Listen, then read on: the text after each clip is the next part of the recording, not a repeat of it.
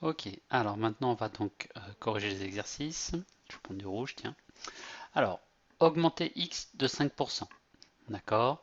Ça veut dire que la fonction linéaire, elle correspond à 1 plus 5 sur 100 de x. Ce qu'on peut écrire comme étant 1,05x. Ok? Je vais grossir la mine pour que vous voyez mieux. Pouf, voilà. Diminuer x de 5%. Diminution, ça fait 1 moins 5% de x, c'est-à-dire 0,95x. Prendre 20% de x. Alors, prendre 20%, c'est on veut savoir ce qu'on prend, d'accord? Donc 20% de x, c'est 20 sur 100 de x qui donne 0,2x. Okay. Augmenter x de 20%. Augmentation, donc c'est plus 20 sur 100 de x, et ce qui fait 1,2x. Diminuer x de 20%. 1 moins 20 sur 100 fois x, ce qui fait 0,8x. Augmenter x de 45%. 1 plus 45 sur 100 x, c'est-à-dire 1,45x. Diminuer x de 15%, fastoche, 1 moins 15 sur 100 x, ce qui donne 0,85x. Augmenter x de 37%, 1 plus 37 sur 100 x égale 1,37x. Diminuer x de 52%, 1 moins 52 sur 100 x égale 0,48x. J'ai rien contre le fait que vous m'annonciez 0,48x d'un seul coup. Hein. D'accord? Voilà. Donc, pour cette première partie, il s'agit simplement d'une application de la formule. Alors ici, on vous donne la fonction linéaire, on vous demande si c'est une augmentation, une diminution et de quel est le pourcentage. Donc à chaque fois, il s'agit de regarder euh, le rapport ici, d'accord, le coefficient de linéarité, pour ensuite voir la différence par rapport à 1. Donc 0,97, il s'agit d'une diminution, donc j'ai diminué, j'écris comme ça parce que c'est diminution de combien de pourcents? De 3%, puisque c'est 3 centièmes par rapport à 1, donc 3 centièmes c'est 3%. Ici, il s'agit d'une augmentation de 8%. D'accord? Entre 1 et 1,08, il y a 8 centièmes, c'est-à-dire 8%. 0,5x, c'est une diminution, puisque je suis en dessous de 1, et je diminue donc de 50%, puisque 5 dixièmes c'est 50 centièmes, d'accord? Donc j'ai bien fait 50% de réduction. Ici, c'est une augmentation de 40%, d'accord? Ici, l'écart, je monte, il est de 1,5, ce qui fait 150%.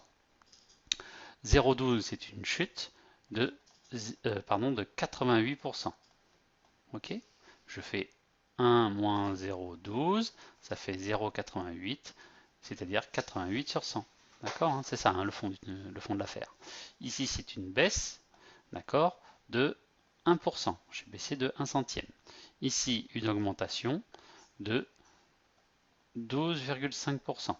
Ok? Puisque la différence entre 1, 125 et 1, c'est 0,12,5, ce qui fait 12,5 centièmes. Ok, donc 12,5%. Ok, ici diminution de 29% et ici diminution de 12,7. 12,7%. D'accord, ouais, c'est bon. 12,7%. Ok, voilà, donc pas trop de difficultés, juste une gymnastique à avoir et surtout à ne jamais oublier. Passons à la dernière étape. Donc, dernier exercice, 267 augmenté de 25%. Je dois donc faire 267, comme je l'ai augmenté, je multiplie par 1,25, c'est-à-dire 1 plus 25 sur 100, donc 1,25. Et on trouve 267 fois 1,25 égale 333,75. Voilà. Le B, diminué de 41%, je fais donc 267 fois 0,59.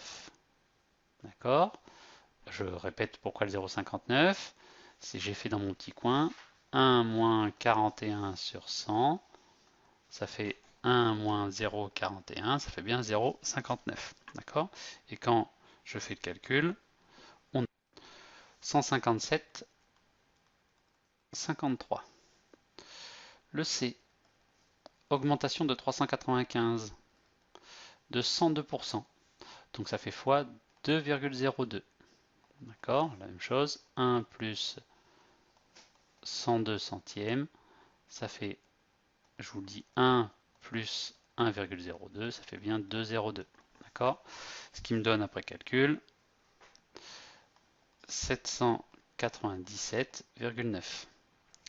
Ensuite le D, 2400 fois augmenté de 12,5%. Donc c'est 1,125. D'accord? Ce qui nous donne 2700. Le petit dernier, 4500 diminué de 7,5%, donc c'est fois 0,925. D'accord?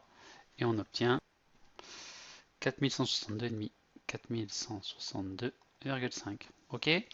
Donc ça, je fais ça de tête, mais vous n'hésitez pas hein, à le faire, à faire le petit calcul. Donc 7,5%, c'est 7,5 sur 100, calculatrice, et ça me donne bien ceci. D'accord?